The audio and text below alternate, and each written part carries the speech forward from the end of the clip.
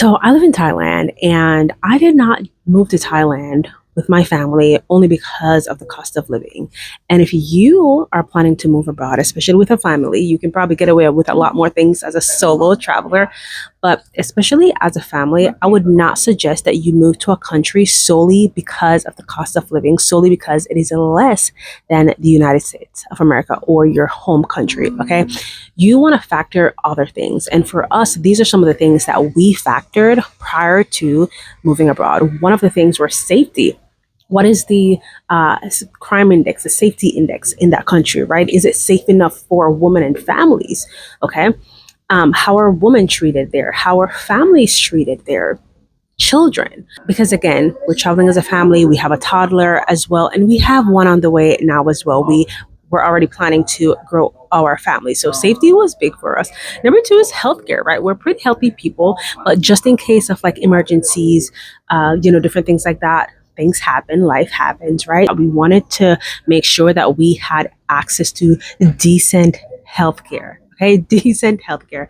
And Thailand definitely checked the box for that. The healthcare here is top notch. I have shared other videos in the past about what I love about the healthcare system in Thailand. It is top notch, and America has nothing on the healthcare system over here. Okay.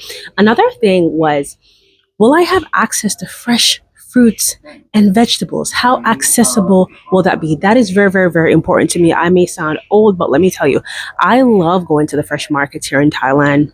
The locals know me when they see me. I love putting my eyes on the fresh fruits, the mangoes, the mangosteen, the dragon fruit, papayas, all the fresh fruit and veggies. I love putting my eyes on it and knowing that I have easy access to it everywhere that you go.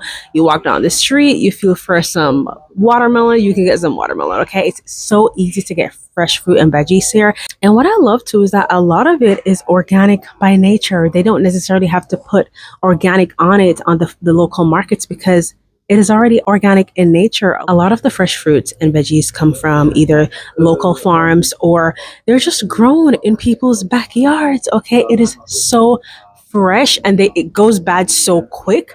Like, you have to do fruit grocery shopping at least every few days. And that's how you know the fruit is fresh. If your bananas are lasting you for 2 weeks, babes, get that checked out, okay? Because something's wrong with those bananas.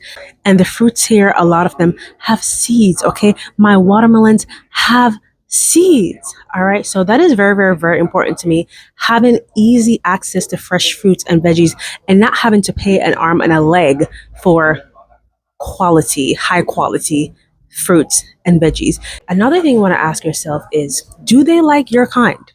Or do they just tolerate your kind? How are people like you, people who look like you, treated there? Are you just going to be tolerated? One of the things that I love about Thailand also is that for the most part, majority, right?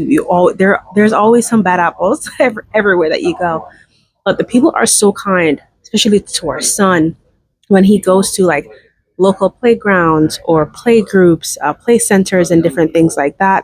He integrates well. They treat him with kindness. They don't treat him differently. They're not mean to him, right? Because it's just a cultural thing to treat everyone with kindness. That is rich to me. Being able to have access to fresh fruits and veggies is rich to me, okay? My son being able to be a child, okay, in public is so rich to me. Here in Thailand, children aren't seen as nuances here like they are in different cultures. And that is so, so rich to me.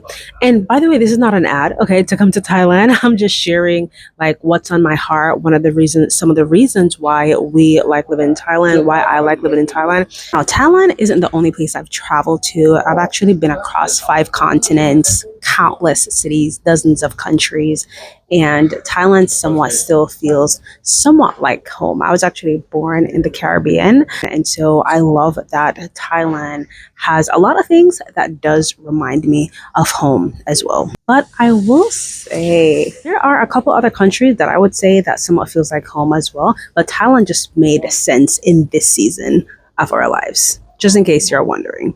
Now, moving to Thailand may not be for you. Moving to a specific city in Thailand may not be for you. You may not like Bangkok because it's too overwhelming. It's too crowded. It's loud. You know, the fumes, the dust, and all those things. It may not be for you.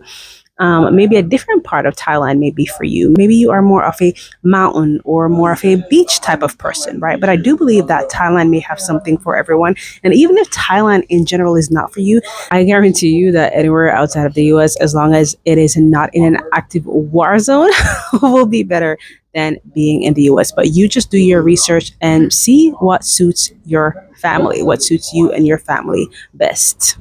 For us, even though, you know, I've traveled to so many different countries, Thailand just made sense, at least in this season of our lives. I love Indonesia too. Some of y'all know Bali, Indonesia is one of my favorite places outside of the super touristy area. It's just so healing there. It's a different type of feeling that I cannot explain. That's for another video. But for now, this season of our lives, Thailand just made more sense because of the infrastructure and different things like that. It's definitely moving forward. And also, I love that you can get what you want to get. So, for example, if you want the city life, you can get that. If you want the beach life, if you want to move closer to the south so that you have access to the beach but not be too far from the city. If you want to move to an island, okay, live on an island, you can do that as well in Thailand. So it's an entire kingdom with so many variations and so many different aspects to it. Now, if you do plan to move to Thailand, I would definitely say that make sure that you have your visa situation situated, okay, because immigration is cracking down on things like visa runs and different things like that. So if you're planning to move to Thailand long term, try to get either a long term visa, okay, not just a short term visa where you're going to have to do visa runs every 60 or 90 days, okay, because they are cracking down on that. My family and I, we got a long term visa well before we got here in 2024. So I would suggest doing that if you can. Now, I may not be in Thailand forever, okay? So don't be surprised if I come back on here and I'm in some random other country. Okay, but I just wanted to share my sentiment with that. However, what I will say though is, regardless of whether or not you choose to move to a place like Thailand, I believe that in general, Asia, Southeast Asia, Asia in general is such a soft landing for women and children. It is definitely moving forward when it comes to technology, when it comes to accessibility, when it comes to the food, just the quality of living is top notch. Like, just easy access to every and anything, okay? Soft life. Let me tell you, soft life. So if you've been like on the fence of where to go, I do believe that Asia in general is definitely a soft landing, and it is the future. And a lot of people will argue that Africa as a whole in general, there are lots of countries in Africa right now that is moving forward when it comes to technology wise, and different corporations are moving there as well. But in general, I believe that Asia can be a soft landing for women and children. So do your research, right? Look at the safety index, look at the access to things, look at technology, look at access to like electricity, clean water, right? Is there load shedding? There are some countries where the electricity may go out frequently, and if you are a remote worker, you work from home, and you know Wi-Fi and electricity is very important to you, then those are some of the things that you really want to consider. So don't just move to a country just because of the cost of living. Again, that will only go so far when it comes to your quality of living. If you want more videos like this, you want to continue to follow my journey with living abroad, be sure to follow me for more.